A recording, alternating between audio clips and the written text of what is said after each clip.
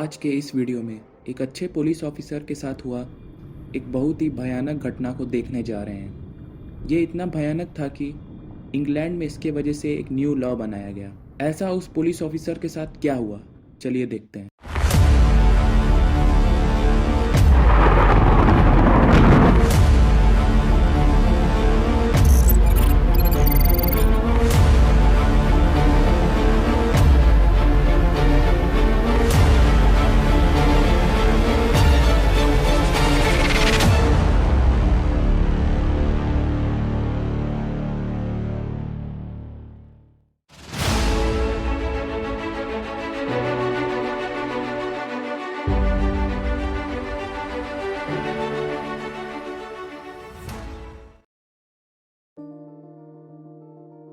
2019 जुलाई 28 साल के Andrew Harper एक छोटा सा पेपर निकाल के उसमें कुछ लिखने लगते हैं। लिखने के बाद उसको एक कवर में रख के पास खड़े अपने दोस्त के हाथ में देते हैं।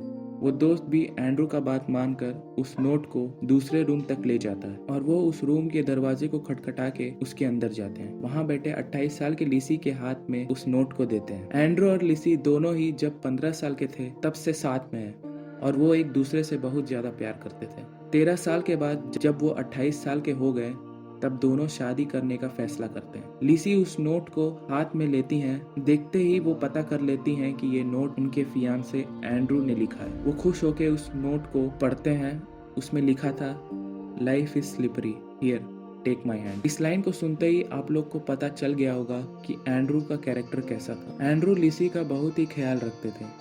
सिर्फ लिसी के ही नहीं बल्कि अपने आसपास के लोगों का भी ख्याल रखते थे। अपने 19वां साल में थेम्स वैली पुलिस डिपार्टमेंट में एक कांस्टेबल का काम करते हैं। अपने काम में सिंसियर रहने की वजह से एक साल में ही उनको रेगुलर कांस्टेबल में प्रमोट कर दिया जाता है। अपने काम को दिल से करने की वजह से कुछ सालों में उनके टीममेट्स और ऑफिसर्स की तरफ से बहुत सम्मान मिलता है। एक्चुअली लिसी को नोट देने के एक हफ्ते पहले ही उनको प्रमोशन मिला। रोड पुलिसिंग यूनिट में प्रमोशन दिया जाता है। इसमें काम कुछ ज्यादा ही होता है। जब भी कोई इमरजेंसी कॉल आती है तब सबसे पहले फ्रंट लाइन में जाने का काम एंड्रू का ही होता था। अभी लिसी उस नोट को पढ़ के नीचे रखती हैं और एक स्माइल के साथ वो रेडी होने लगती हैं। यस, उसी दिन एंड्रू और लिसी शादी करने जा रहे थे। उस दिन शाम को एंड्रू और लिसी अपने फ्रेंड्स एंड फैमिली के सामने शादी करते हैं और अपना पहला डांस करके एक दूसरे को देख के वो कितना प्यार करते हैं करके बताते हैं।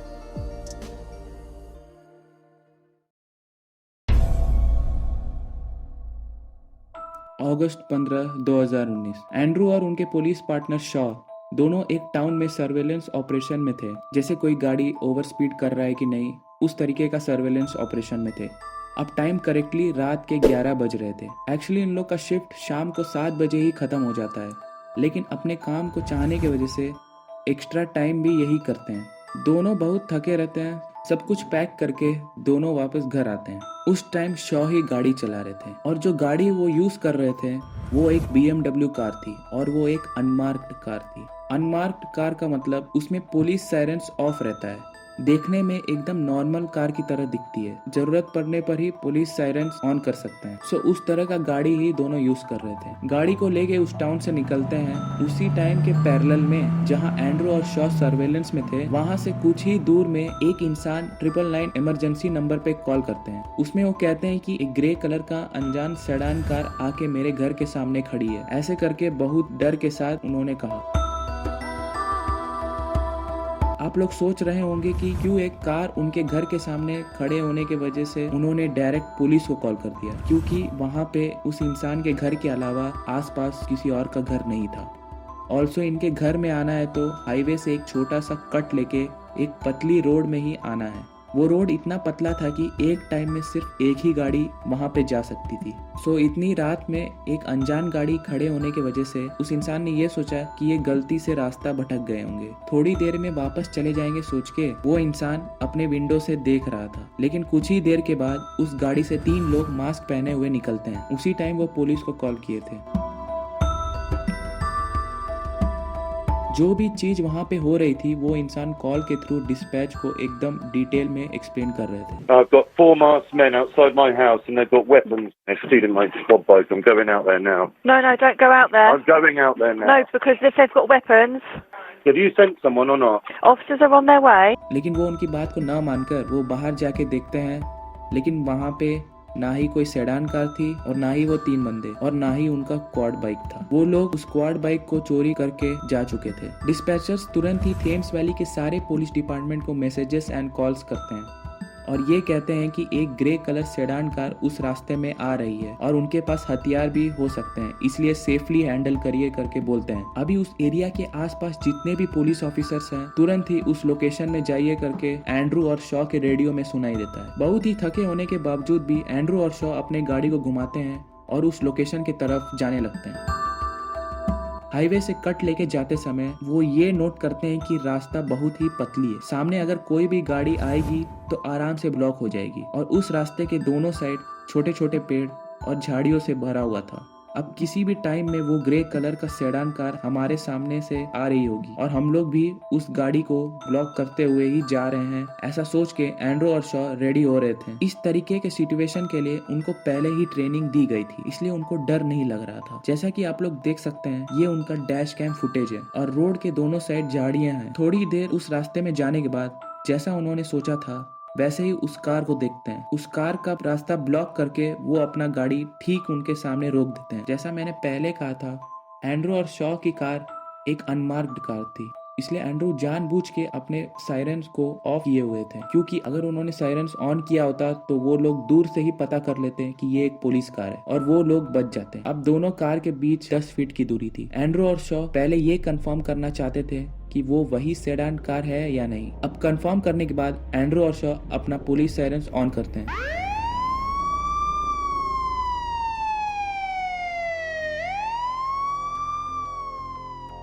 अब कार में बैठे 3 चोर इस गाड़ी को देखते ही डर जाते हैं और एंड्रू भी उन लोग को सरेंडर करने को कहते हैं। तब उसमें से एक चोर बाहर निकल के पीछे बंधी हुई उस क्वाड बाइक को रिलीज करता है और वापस कार में बैठने की कोशिश करता है, लेकिन उसी टाइम वो ग्रे गाड़ी उस बंदे को बिना बैठाए ही चलना स्टार्ट कर देती है। पुलिस कार के लेफ्ट साइड से घुमा के उनके पीछे जाके रोक देता है और वो चोर भी उनके राइट साइड से भागना चालू करता है। इसे देख के एंड्रू अपने कार से उतरते हैं और उस चोर के पीछे भागने लगते हैं। उस टाइम शॉ यू टर्न नहीं ले पा रहे थे, रिवर्स में ही अपने गाड़ी को चलाने लगते हैं। तभी अचानक शॉ को ना ही एंड्रू नजर आते हैं और ना ही वो ग्रे कार। तभी एक जगह पे उनको यू टर्न लेने का चांस मिलता है। यू टर्न लेने के बाद वो उस गाड़ी को पीछा करने लगते हैं। डिस्पैचर्स भी शॉ से क्या हुआ करके पूछते हैं। My colleague PC Harper got out of the vehicle, ran after the vehicle. I've now lost him. लेकिन उनको एंड्रू कहीं भी नजर नहीं आते हैं, सभी अचानक गायब हो जाते हैं। उस टाइम शॉ को कुछ नहीं पता चला, लेकिन बाद में पता चला कि जब शॉ गाड़ी का पीछा कर रहे थे तब रोड में एंड्रू की चीजें गिरी हुई थी। उनका driving licence, batch, ID card करके सब चीज रोड पे गिरा हुआ था। उस टाइम शॉ को कुछ नहीं पता चला, लेकिन थोड़ी दूर जाने के बाद एंड्रू का कोई सामान उनके रोड के किनारे मिला। पास जाके देखने के बाद पता चला कि वो एंड्रू का बुलेट प्रूफ वेस्ट था। शॉ उसको उठा के आसपास देखते हैं, लेकिन वहाँ पे एकदम पिच ब्लैक था और एंड्रू का कोई आता पता नहीं था। तो उस वेस्ट को लेके वापस अपने गाड़ी में बैठते हैं, वो वापस गाड़ी को चलाने लगते हैं। सेम इसी टाइम हाईवे पे ऑलरेडी 2 पुलिस कार उनकी वेट कर रही थी, क्योंकि उनको पता था कि वो ग्रे कलर की गाड़ी इसी रास्ते से आएगी। और जैसा उन्होंने सोचा था, दूर से उनको उस गाड़ी का हेडलाइट्स दिखती है। बहुत ही तेजी से आई वो कार हाईवे में 2 पुलिस गाड़ी को देख के उनके साइड से बच के निकल जाते हैं। उसमें एक पुलिस कार उस गाड़ी का पीछा करने लगती है, लेकिन दूसरी पुलिस कार वहीं पे खड़ी रहती है, क्योंकि वो पुलिस ऑफिसर्स एंड्रू को देख चुके थे। एक्चुअली जब एक चोर अपने गाड़ी से नीचे उतर के उस क्वाड बाइक को रिलीज करके भागने लगता है और एंड्रू जब उस चोर का पीछा करने लगते हैं, जैसा कि आप फुटेज में देख सकते हैं कि वो चोर वापस उस गाड़ी में जंप करके बैठ जाता है। लेकिन उस टाइम आप सोच भी नहीं सकते हैं कि एंड्रू के साथ क्या हुआ।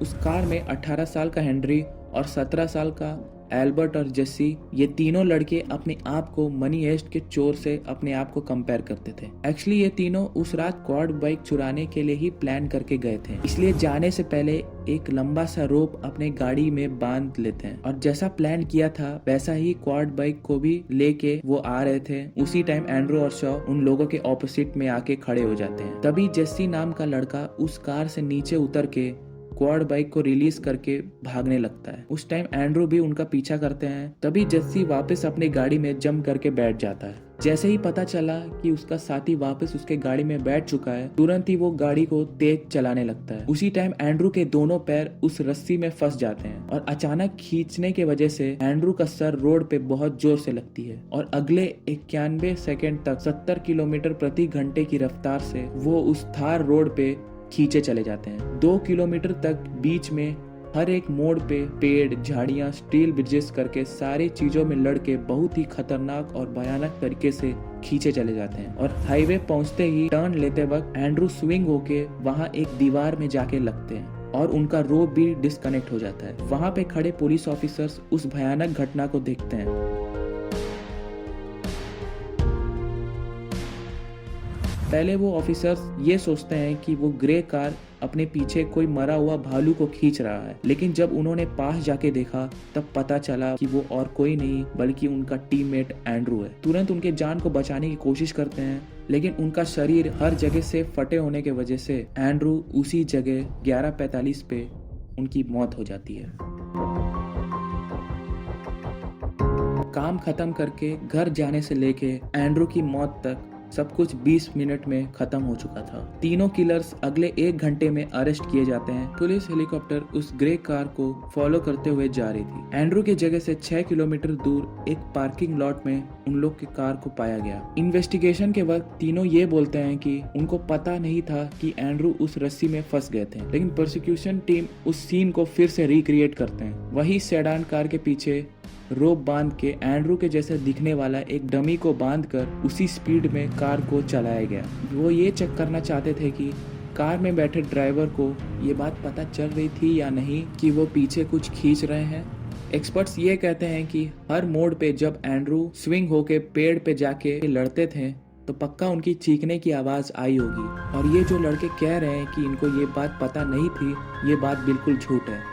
ये पक्का जान के ही ऐसा किए करके अपना रिपोर्ट देते हैं। सिर्फ वही नहीं, वहाँ झाड़ियों में, पेड़ों में और स्टील ब्रिजेस में उनका खून पाया। और एक्सपर्ट्स ने ये भी कहा कि हेनरी, जो कि उस कार को उस टाइम चला रहा था, जानबूझ के एंड्रू को रोप से डिटैच करने के लिए ही झाड़ियों में और पेड़ों में लड़ाते हुए चलाया करके रिपोर्ट देते हैं। लेकिन वो तीनों लड़के इस बात को नहीं मान रहे और ऐसा कुछ हो गया करके उन तीनों के चेहरों में अफसोस करते हुए या सॉरी फील करते हुए कोई रिएक्शन नहीं दिखता। कोर्ट से फैसला सुनाया गया, लेकिन उस फैसले में तीनों पे मर्डर चार्जेस नहीं लगे, सिर्फ मैन स्लॉटर के चार्जेस ही लगे। मर्डर और मैन स्लॉटर में डिफरेंस है। मर्डर मतलब जानबूझ के मारना और मैन स्लॉटर मतलब बिना प्लान किए अनजान से हुआ मर्डर। कोर्ट में इस फैसले को सुनते ही कोर्ट में एक दूसरे को हाई फाई और सबके सामने सेलिब्रेट करने लगते हैं। वहाँ खड़े एंड्रू के फैमिली मेंबर्स और फ्रेंड्स को देख के ये लड़के कुछ ऐसा रिएक्ट करते हैं।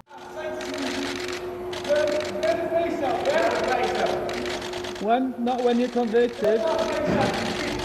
देश के लिए अपना फर्ज निभा के शादी हुए सिर्फ 1 महीने के बाद ऐसा होने की वजह से एंड्रू के वाइफ लिसी इस फैसले पे बहुत नाराज होती हैं और अपने हस्बैंड के लिए बहुत सालों तक लड़ने के बाद उनके हस्बैंड के नाम पे ही हार्पर्स लॉ करके एक न्यू लॉ को लाती हैं। इस हार्पर्स लॉ के मुताबिक अगर कोई पुलिस ऑफिसर्स किलर को पकड़ते वक्त उनकी मौत हो जाती है तो ऑटोमेटिकली उस किलर के ऊपर लाइफ सेंटेंस के चार्जेस लग जाएंगे। एंड्रू के केस में भी उन 3 लड़कों की वजह से ही मौत होती है और वो तीनों लड़के अनजान में ही हुआ करके बच गए होंगे। लेकिन अब चाहे जान के करो या अनजान से, आप क्राइम करते वक्त अगर कोई पुलिस ऑफिसर की मौत आपके वजह से होती है तो डायरेक्ट लाइफ सेंटेंस कंफर्म। ये लॉ 2022 में यूनिवर्सली एक्सेप्ट हुआ है, लेकिन इसके पहले जितने भी केसेस हुए हैं उन पे ये लागू नहीं होगा। हेनरी को 16 साल की जेल, एल्बर्ट और जेसी को 13 साल की जेल की सजा सुनाई गई। तीनों लोग जब 28 साल के हो जाएंगे तो पैरोल एलिजिबल हो जाएगा